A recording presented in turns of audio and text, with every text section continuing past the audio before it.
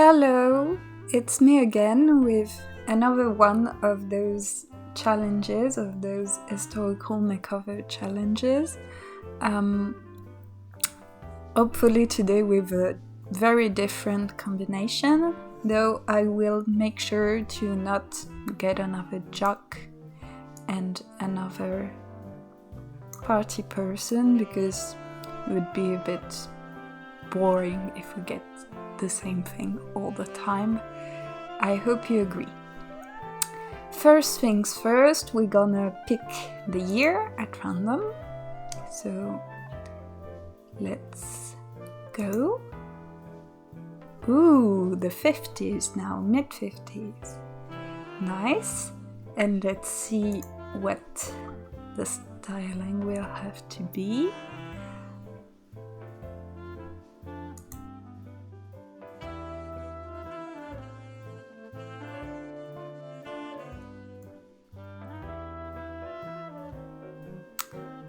Wow, a groupie stand from the 50s.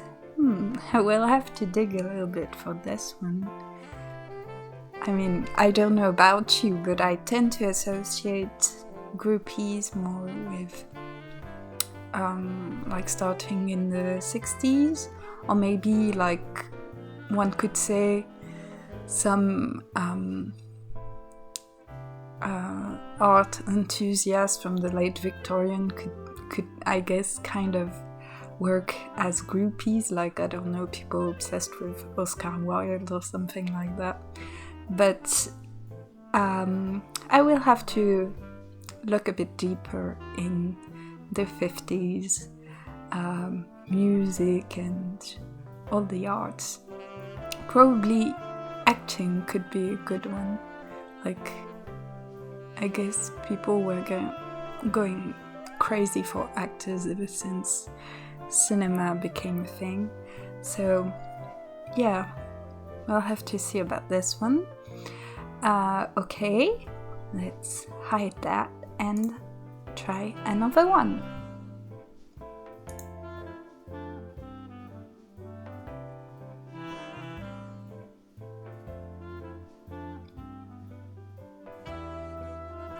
Okay, a 50s slab. Nice. I feel like that's the kind of representation we need because people tend to associate the 50s with kind of sleek and maybe not sleek, but like very peak elegance and put togetherness, which, as always, not everybody was. So we'll have to try and portray that with this one. Okay, so I will now go and research a little bit and catch you back in CAS for the makeovers. Like last time, I made the Sims ahead of time because I guess I like to randomize things as much as possible and to challenge myself. So here is Michel Rousseau. He will be our little groupie / stan guy. And then we have here Simone Gauthier, and she will be our slob character. So now let's go for the makeover, and like last time, I'll give you a little bit more info about how I went about researching and finding references for these two makeovers. So first with Michel, our superfan, our groupie. At first I thought it might be difficult to find pictures and references to groupies and really intense fans in the 50s, but it ended up not really being a problem.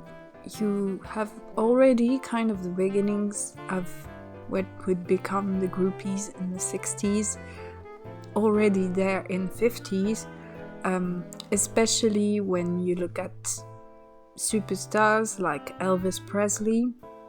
So the main difficulty wasn't really finding references for groupies, and more so finding references for male groupies, because as you can tell, here we're making over a dude, and also an adult. Quite often the groupies were more underage. It depends, but yeah. But the gender thing was the biggest struggle. And at least with stars as big as Elvis, I did end up finding some really great pictures, especially a picture that was taken in Frankfurt on Main, so where he was doing his military service, with this bunch of guys, probably German guys. So this was also a plus, because like I said in my previous videos, with these makeovers I'm trying to make French people, so European inspiration is always a plus. And what I especially loved about the picture was that they have quite a specific style, because sometimes the fashion of the fans, their outfits don't really stand out, don't really give you anything to go for. It's not very peculiar or interesting, and I thought they really stood out of the ordinary, and you can still kind of see the bits of influence from Elvis, which was nice. But in the end, I couldn't go that route for a simple fact, that is that in 1954, Elvis wasn't at his peak, and especially abroad in Europe, he wasn't really big yet. In France, his music wouldn't be broadcasted on radio before 1955, and so it felt like it wouldn't really work for a French guy to be in 1954 already a super fan of Elvis. So I had to ditch that plan and try to go in a different direction. At first I kind of considered making a super fan from another musician or actor, or even singer or actress. There were pictures of fans of Brigitte Bardot and Maria Callas and stuff like that, but like I said, their look wasn't really interesting. And I also thought about making somebody obsessed with, like, maybe Marlon Brando and the movie that came out a bit before, I think, which is called maybe The Wild One, or I'm not sure about the title. I should have looked that up. But yeah, and making someone obsessed with leather jackets and stuff like this, but I hadn't really seen pictures of that, so it felt like it wouldn't be really authentic, and it would be mainly inspired by Brando and not really inspired by someone really into him. So I didn't really like how that was coming across.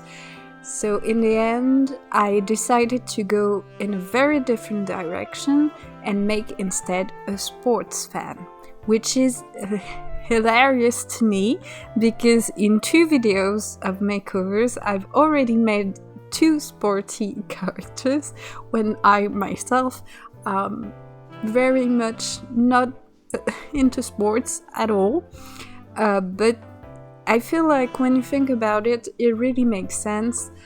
Like, super intense fan, which is a guy, that really fits the bill to me, especially for stuff like football, where you're supporting your team and it gets sometimes really intense between different supporters and stuff like this.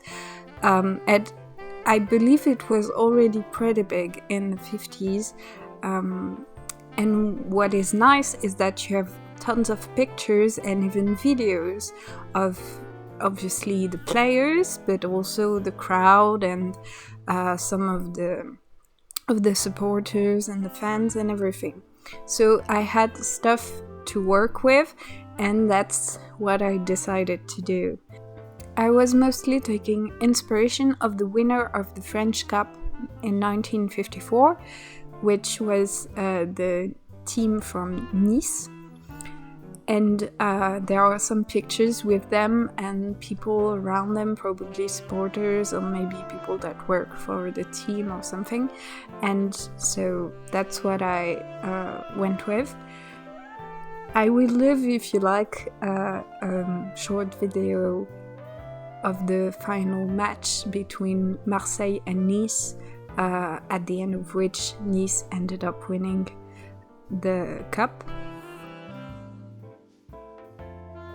So here we are with Michel ready for 1954. In whole is football or soccer for our American listeners, Stan Glory, or football groupie, what do we think? For him, like I said, I was taking inspiration from supporters, fans in the crowds, and a bit from the players as well. We'll see that a bit later. But the main thing that inspired me to begin with was some of the guy in the picture a bit in the back. You kind of just saw his head really, but he had this kind of messy and tousled hair, which I thought was quite unusual for the 50s, and so I decided to run with that. And that's what I tried to portray with this hairstyle for Michel. I'm guessing maybe this guy doesn't look like that all the time, because probably this is just after the match, the final of the French Cup. So probably he was quite agitated during the whole match, but I just thought it gave him such a kind of rowdy and lively look, so I wanted to emulate that for all of Michel's outfit. Why not? And I also really liked that the players' hairs are kind of matching this messiness, probably because they've been running and going in all directions and the hair is doing the same basically. But I thought it really made sense for the fans to be kind of doing their hair the way the players had them, especially because one of the players with the hair actually is one of the stars, I think, from the club. I don't know if he was actually well known already at the time, but Just Fontaine was a striker, which is usually, I guess, the most popular spot, like the one that gets the most amounts of fan, I would guess. I'm not into sports, don't hold me to that. But he came to be a bit more famous a few years later because he, I think, broke a record during the World Cup in 1958, striking 13 goals. That's what I've read, at least. But yeah, I thought it would be quite natural that the guy our superfan was emulating would be the star player, basically. Otherwise, I stuck to quite simple outfits. It's not very flashy, not like last time, unfortunately. Male fashion isn't very flashy very often. And since I was working from black and white pictures and videos, I kind of stuck to that black and white theme, I think. But that's kind of what most men's fashion is, as even at the time.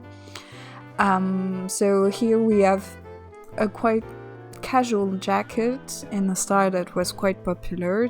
I even saw some guys in the crowd wearing this style. It's really like very, very typical of the time. Another look which is also inspired from a jumper I saw a fan who was like running after Nice won the French Cup, wearing with this kind of V-neck jumper. And here we have a little bit of color, but nothing too fancy, nothing too crazy, just blue for a guy like, I know it wasn't as separated at the time, like blue and pink, but it's never been groundbreaking blue on a guy, I don't think. Here, this one was, I just went on a limb and it seemed like something that would be appropriate for the time. I've not seen it in pictures, but to me this is more of a home style, like you wouldn't go watch a football match wearing this, but maybe you'd hang around the house like this, you know? Then here we have the most dressed up version of Michel, with a little hat, because hats were quite common. I saw a bunch of them in the crowds. And here we have a coat, but ideally I would have liked it to be a jacket. Unfortunately, we're not rich in the jacket department, so I couldn't really find what I was looking for.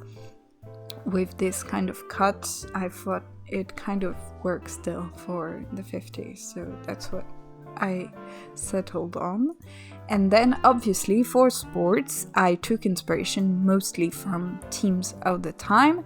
There were usually kind of polo shirts with not exactly this color, but I couldn't really find what I was looking for perfectly, so I went with this one. And usually you would have the short sleeve version as well. Both would have been a bit more similar than what we have here.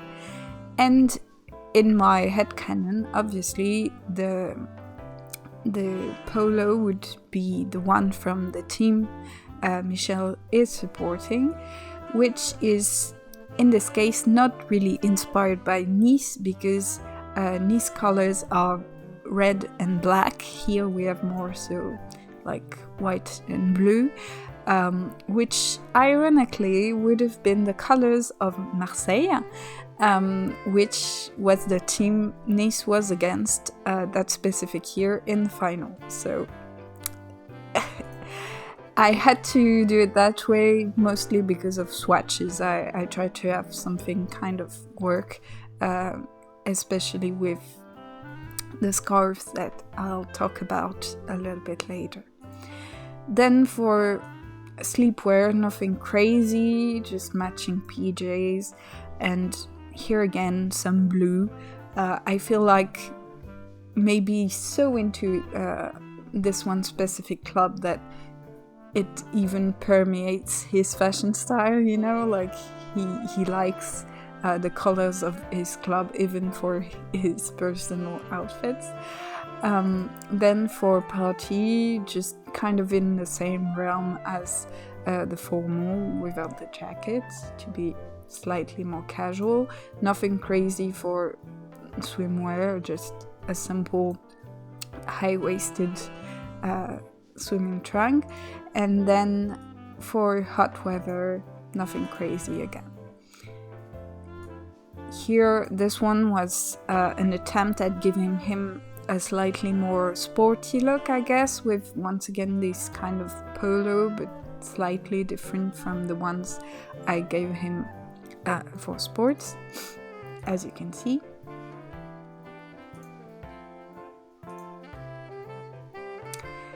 And finally, here is my true work here with these two winter outfits.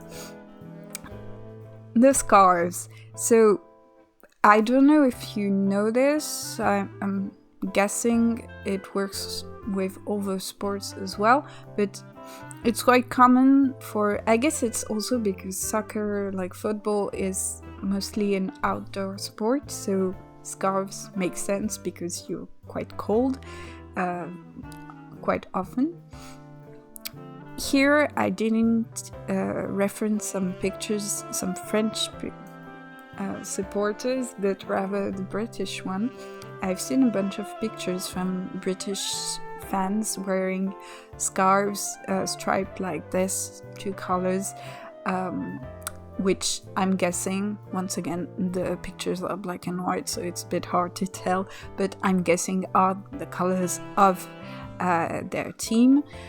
And this is when I settled on the white and blue color scheme, because from the swatches I had on this specific scarf, there weren't many others that to me looked like club colors that at least some I knew, and I don't know that many club colors, so you see what and here I was thinking, maybe even though the scarves thing wasn't big in France at the time, because I really, from all the images of the crowds I saw, none of them really were wearing this type of scarves, but it felt right to me, especially in the sense that if this guy is such a big fan, he 100% could have asked somebody to knit him a scarf with the colors of his club, you know?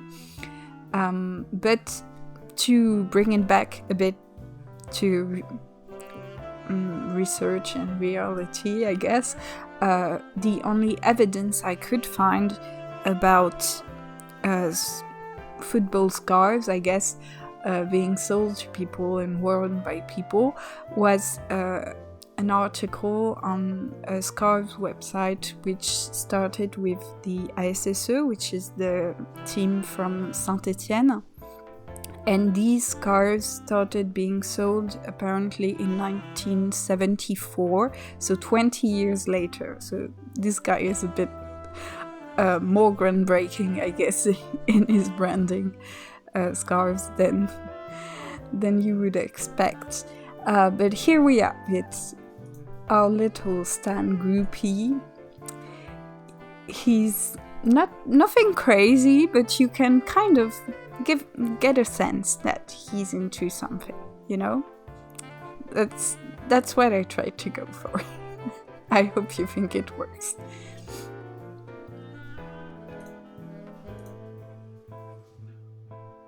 Okay, now on to Simon and our Slob Makeover. Like I mentioned in the intro, it was a bit difficult to pinpoint like references and looks that could work for more of a slobbish, like kind of dingy look, I guess, because that's what I was trying to go for a little bit. I did find some more relaxed looks, more casual looks, mostly with pictures of everyday people, because most of the time the idea we have from a decade is not everyday people. It's unless you lived through that decade or you have like family pictures that you strongly associate with the pictures. It's usually media, which is way more polished. But even then, I feel like the clothes and the styles in the 50s that were popular were like very styled hair, very tailored clothing. So it does end up looking like stylish and elegant. There are some more baggy and laid back clothing as well, but it still ended up looking quite polished, whatever I did.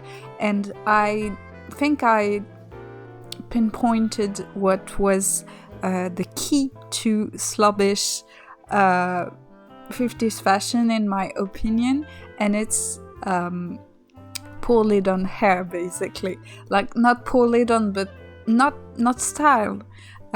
Here our girl has a very natural looking hair, a bit messy.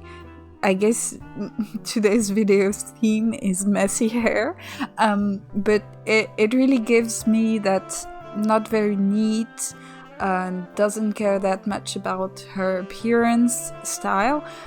She still has some cool outfits, I would think, but it's drastically more laid back that way than it would have been with some 50s looking hair.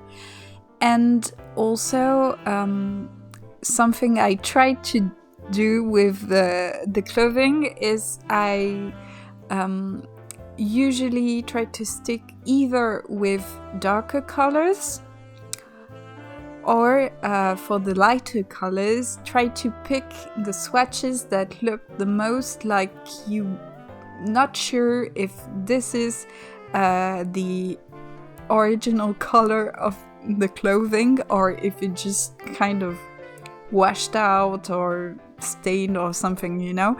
Like, you're not completely sure this was the color in the beginning, but whatever.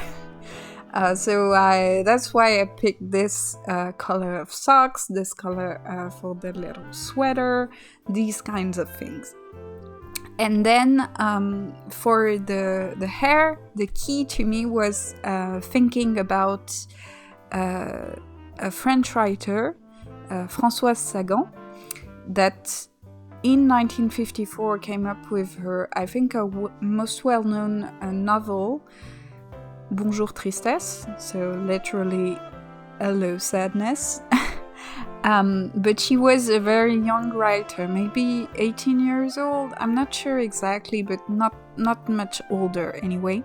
And she has a very laid-back look, so I took a lot of inspiration from her, but especially for the hair.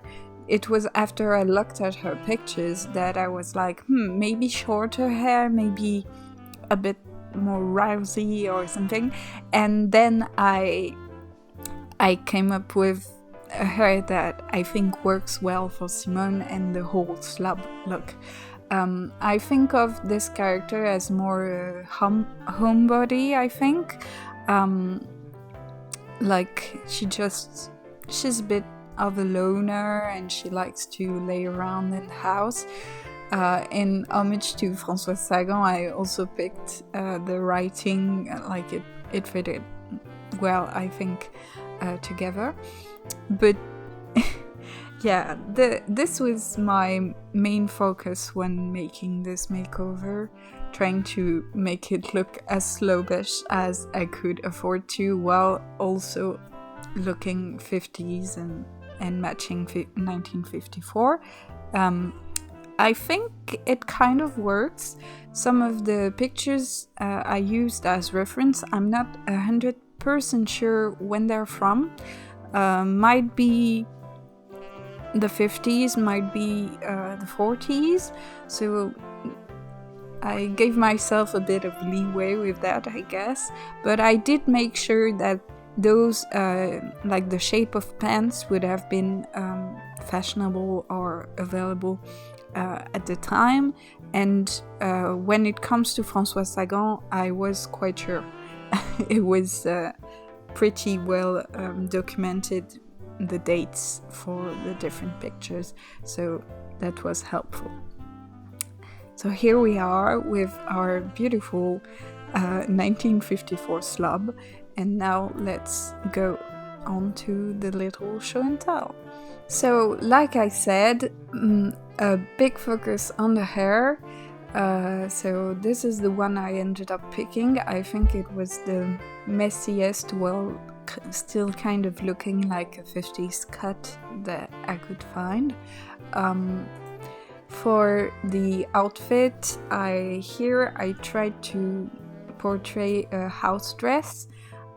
It's like, I don't think I've really seen this style in magazines, but it does remind me of some pictures of ladies either during the 50s or a bit after, but still wearing their 50s clothes.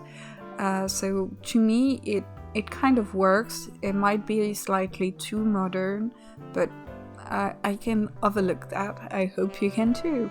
And like I said, the little socks, because it's the way you would have styled shoes at the time, but I specifically picked the one with the most dingy color I could find. And some little mocassins. I'm not sure what the actual English word is for those, but I did see two pictures, one from Françoise Sagan and another from a girl, which showcase that they were wearing these kind of shoes, not exactly these ones. These ones look a bit almost like house shoes. What's the name for those? Slippers, to me. But it's the most similar I could find. The shoes in the pictures would have kind of almost braided edges and a tiny tie, but the tie would be decorative mostly. But otherwise it does look quite like this, because the type of shoes I had otherwise were usually with too thick of a sole or with detailing that didn't really match what I was looking for. For the other looks, I think this is the only dress she has. It's the most like casual dress you could possibly imagine. And same as for the socks, like I said, this is kind of grayish, kind of like maybe she has this dress for a bit and it has kind of faded and looks like this.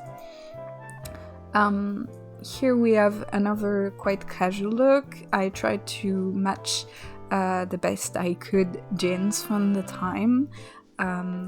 Jeans were very casual in the 50s, and you already had these kind of turtlenecks, I think even maybe in the 40s. So.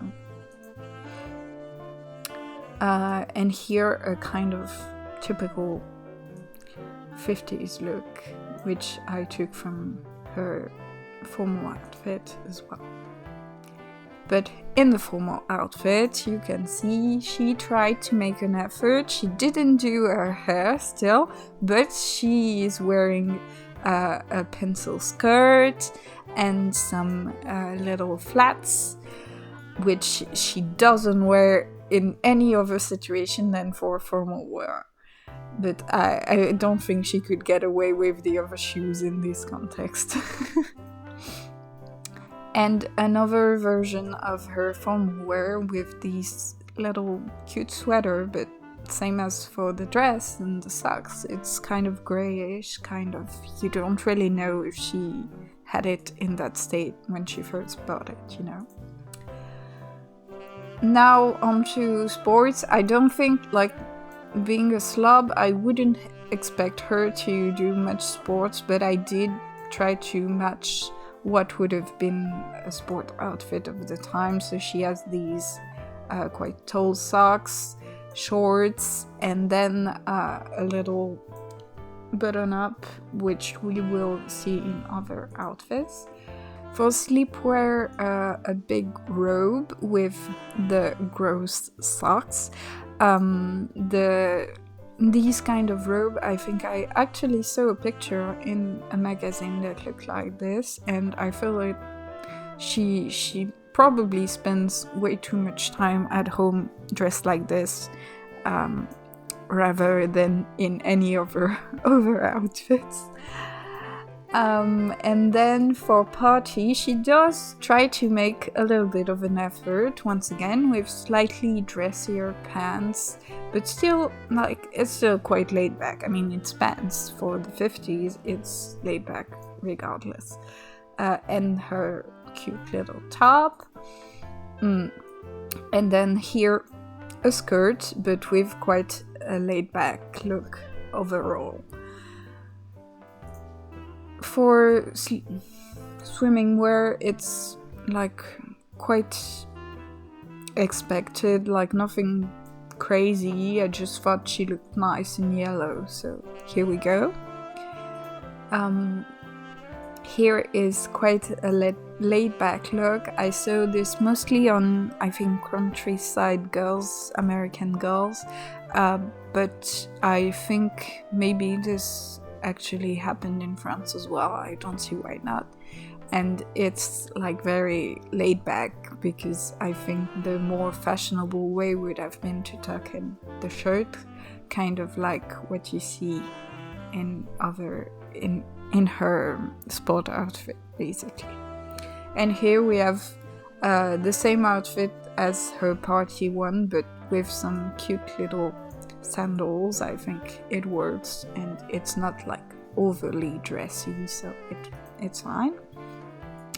And finally, kind of matching Michelle in a way with this little jacket, a very dressed down winter outfit basically, and both with the two type of trousers that she seems to own, which are her warmest clothes basically. This makeover took me way too much time to make in comparison to the previous one. I hope you liked it.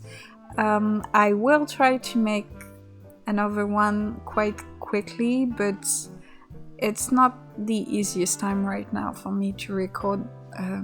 So with like family and holidays and stuff like that. But I do like this format. I hope you like it too, and I might try to also make videos of some other things, not necessarily related to Sims or anything like that. So keep your eyes peeled, possibly. Bye! C'est l'Olympique de Marseille en blanc qui donne le coup d'envoi de la finale de la Coupe de France, l'opposant à Nice. Le président de la République et 60 000 spectateurs sont à Colombes. La première attaque marseillaise est brisée. Et le Niçois Antonio reçoit la balle.